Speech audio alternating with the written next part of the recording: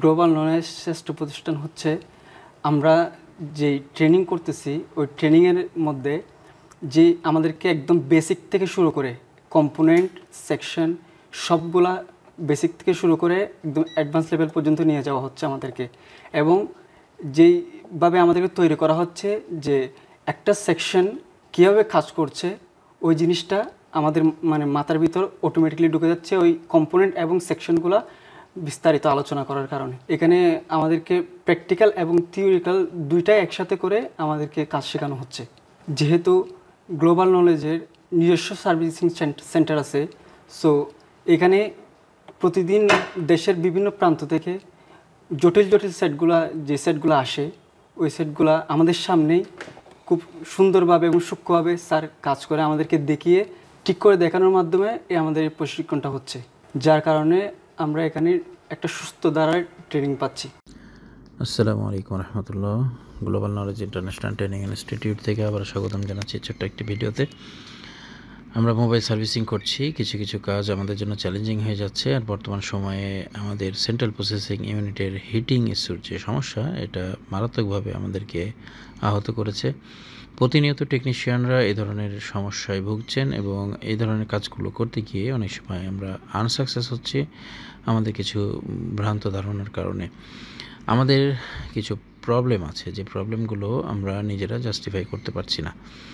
আমরা এই মুহূর্তে যে ফোনটি কাজ করব সেটা হচ্ছে MI11 আলট্রা।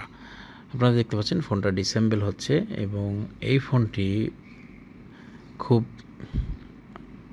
স্ট্রং হার্ডওয়্যারের একটি ফোন, এবং এখানে আপনারা দেখতে পাচ্ছেন যে ক্যামেরার যে সাইজটা, এটা হচ্ছে একটা বিগ সাইজ ক্যামেরা ব্যবহার করা হয়েছে এবং এর হার্ডওয়্যারটা স্ট্রং। আপনার এখানে সেন্ট্রাল প্রসেসিং ইউনিট প্রসেসরটা ব্যবহার করা হয়েছে স্ন্যাপড্রাগন 8350।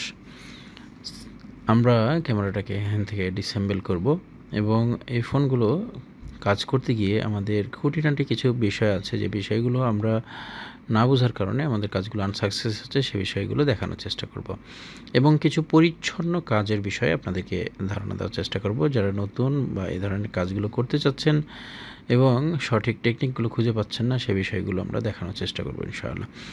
ক্যামেরাটা সেফলি এখান থেকে রিমুভ করতে হবে এবং দেখুন একটা বিগ সাইজ ক্যামেরা, যেটার ওয়েট আমার কাছে মনে হচ্ছে প্রায় 100 গ্রামের কাছাকাছি। এই ক্যামেরাগুলো খুব সেনসিটিভ হয়। এখন আমরা এখান থেকে যে হিটসিং এলিমেন্টটা ব্যবহার করা হয়েছে, সেটা আমরা এখানে দেখুন হিট দিয়েই তুলতেছি এটাকে। এটা আমরা অনেক সময় টেনে হিচড়ে ছিঁড়ে তুলে ফেলি এবং পরবর্তীতে এটা আবার প্রতিস্থাপনের ব্যবস্থা থাকে না। এখানে দেখুন কুলিং পেস্ট ব্যবহার করা হয়েছে, যার কারণে আমাদের এই ট্যাপটা খুবই জরুরি। এখন আমরা সেফলি কাজ করার জন্য আমাদের পেন পলিশ যেটা রয়েছে, যেটাকে আমরা বলি ড্রিল, সেটা দিয়ে আমরা এখান থেকে স্টিল সিল্ডিং যেটা রয়েছে সেটাকে কেটে ফেলার চেষ্টা করতেছি। কারণ কি, এখান থেকে আমরা যদি শর্টকাট কয়েকটি টুকরা করতে পারি তাহলে আমরা ইজিলি এটাকে রিমুভ করতে পারবো। অনেক সময় আমরা এই স্টিল সিল্ডিংগুলো তুলতে গিয়ে মাদারবোর্ডের আমাদের ফাইল উঠে ফেলছি, আমাদের সেকেন্ডারি লাইনগুলো নষ্ট করছি, যার কারণে আমরা যদি এভাবে এটাকে পার্ট করে ফেলতে পারি তাহলে খুব সহজে সেফলি উঠবে এবং দেখুন এখানে কোনো ধরনের ড্যামেজ ইস্যু আসে নাই। এরপরে আমরা এই আইসিটা তুলব। আপনারা 8350 সিপিইউকে একটু অন্যভাবে পাবেন। এটা হচ্ছে অনেক টেম্পারেচার সহনশীল একটা সিপিইউ, যেখানে আমি প্রায় 450 উপরে তাপমাত্রা দিয়ে কাজ করেছি এবং এই আইসিটি আপনার পেস্টিং ছাড়াই ছিল, নন পেস্টিং একটি প্রসেসর এখানে বসানো হয়েছে এবং এখানে যে লিড ব্যবহার করা হয়েছে বিজিএতে, লিডটা এতটাই স্ট্রং যাতে করে, যেহেতু আমরা পেস্টিংয়ের কারণে বেশ কিছু ইস্যু পাচ্ছি বিগত দিনে এবং এই পেস্টিংগুলোই আমাদের সেটগুলো নষ্ট করছে, যার কারণে এখানে উইদাউট পেস্টিংয়েই কোম্পানিটি চিন্তাভাবনা করেছে প্রসেসর লাগানোর। নিচে সিপিইউ যেটা রয়েছে সেটা হচ্ছে একটু বড় সাইজ, আর উপরে র্যাম যেটা লাগানো আছে সেটা একটু ছোট সাইজ।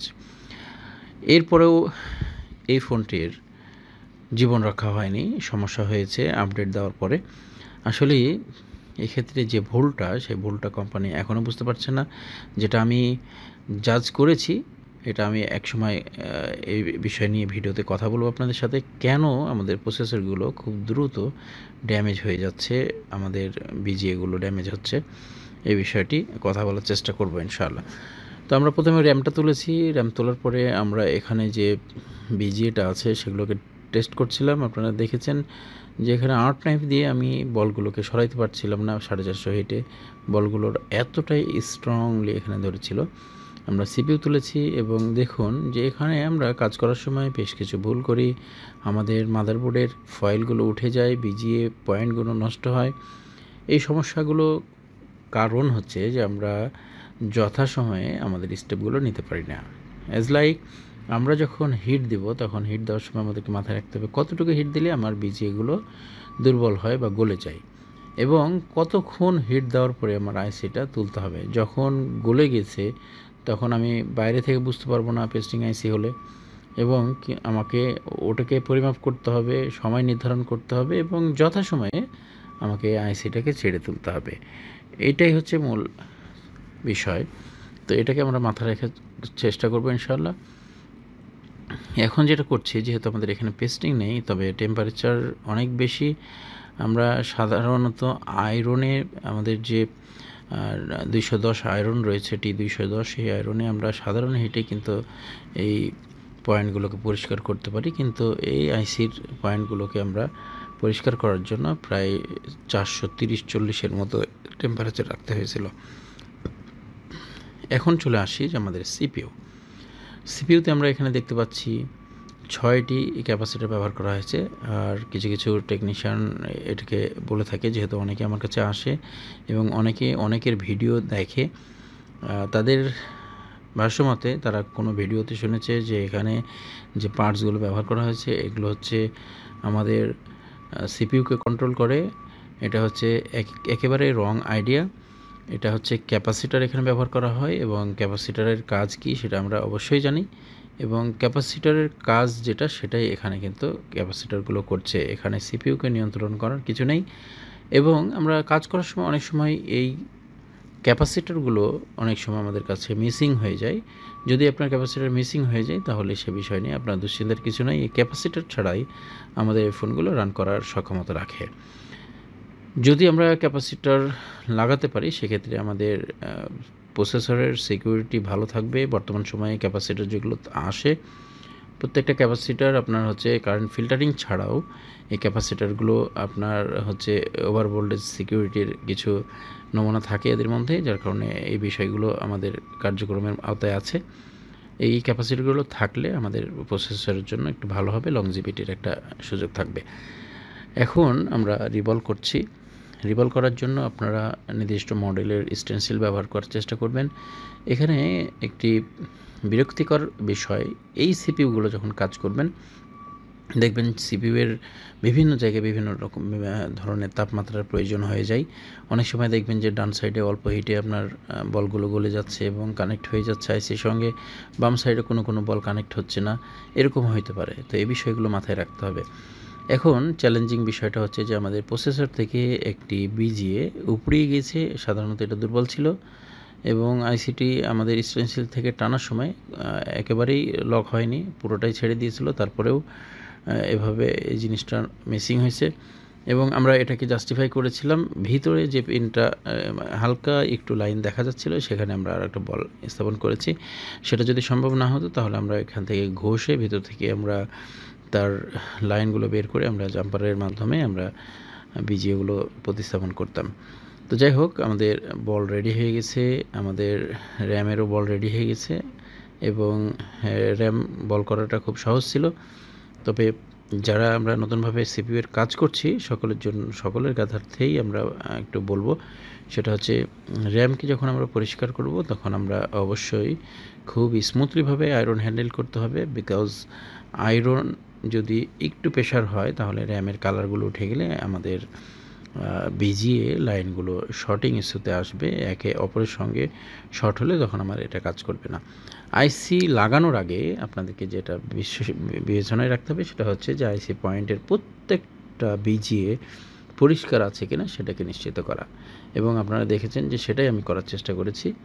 এরপর আইসি যথাস্থানে রেখে আপনি তাপমাত্রা প্রয়োগ করুন এবং আপনারা এটা আশ্চর্য হবেন যে আমরা 183 যে বিজিএ পেস্ট রয়েছে সেটাকে ব্যবহার করার চেষ্টা করেছি এখানে, কিন্তু এই পেস্ট দিয়ে যখন আমরা রিভলভ করে ফেলেছি এআইসিতে, তখন এআইসিতে বলটা হয়ে যাওয়ার পরে সেই বলটা গলানোর জন্য আমাদেরকে প্রায় 400 তাপমাত্রার প্রয়োজন হচ্ছে। তার মানে যখন আপনি একটা হার্ড কোনো সার্কিটে কোনো একটা আপনি বিজিএ পেস্ট অথবা বল অথবা লিড রেখে দিবেন, রেখে দেওয়ার পরে সে ওখানে ওটার সাথে কানেক্ট হওয়ার পরে তার নিজস্ব যে টেম্পারেচার সেই পর্যায়ে সে থাকে না, পরবর্তীতে তার তাপমাত্রার সহনশীলতা বেড়ে যায় এবং সেখানে তাকে গলানোর জন্য আপনাকে অবশ্যই ডাবলের কাছাকাছি হিট প্রয়োগ করতে হবে।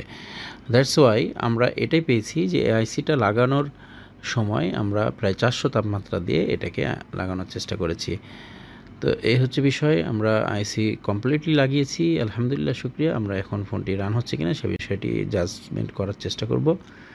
ফার্স্ট টাইম ব্যাটারি অনেক সময় লাগিয়ে ফেলি আমরা, এই জিনিসটা থেকে বিরত থাকবো। প্রথমে সকল কানেকশনগুলো আমরা নিশ্চিত করার পরে তারপরে আমরা ব্যাটারি কানেকশন করব ইনশাআল্লাহ।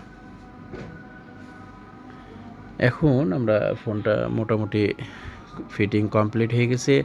ফার্স্ট টাইম আমরা চার্জে লাগাবো, চার্জে লাগানোর পরে আমরা একটু দেখার চেষ্টা করব যে এখানে আমাদের অ্যাম্পিয়ারটা আসছে কিনা।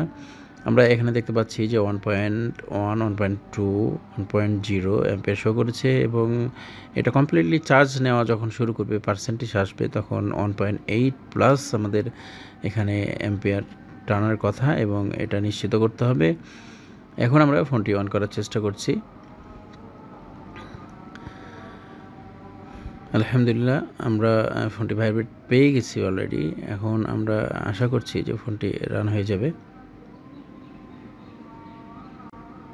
ডিসপ্লে আসতে লেট হয়েছে, যার কারণে আমি একটু চেক করছি।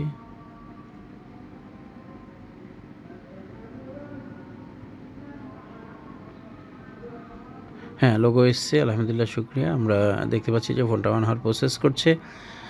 আর যেহেতু অ্যাম্পিয়ার আমাদের সঠিকভাবে নিয়ে নিয়েছে, স্মার্ট চার্জার আপনাকে প্রকাশ করবে আপনার ফোনে হার্ডওয়্যার সমস্যা, সফটওয়্যার সমস্যা এবং কিছু কিছু বিষয় আমাদেরকে অবশ্যই জাজমেন্ট করতে হবে আমাদের পাওয়ার সাপ্লাইয়ের মাধ্যমে।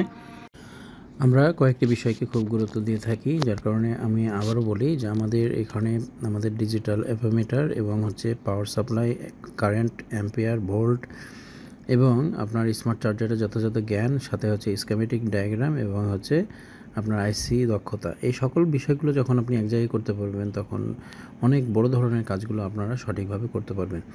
তো গ্লোবাল নলেজ সবসময় পজিটিভ থিঙ্কিং নিয়ে কাজ করে এবং তাদের স্টুডেন্টদেরকে সেভাবে গড়ে তোলার চেষ্টা করে যেভাবে তাদেরকে গাইডলাইন করলে তারা ভবিষ্যতে পিছিয়ে ফিরে তাকাতে হবে না, এবং গ্লোবাল নলেজের গাইডলাইন অনুসরণ করলে অবশ্যই একটা ছাত্র সফলতার দ্বার প্রান্তে যে কোনোভাবে পৌঁছে যাবে, যতটুকু সময় লাগুক ইনশাআল্লাহ।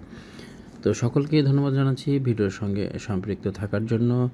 ভিডিওটি কেমন লেগেছে আপনাদের সকলের কাছে একটি মন্তব্য আমরা জানতে চাই এবং পরবর্তীতে কী বিষয় নিয়ে আপনারা ভিডিও চাচ্ছেন এবং বিশেষ কোনো পরামর্শ থাকলে সে বিষয়টিও আমাদেরকে জানাবেন ইনশাআল্লাহ। সকলের জন্য শুভকামনা রেখেই শেষ করছি আজকের ভিডিও।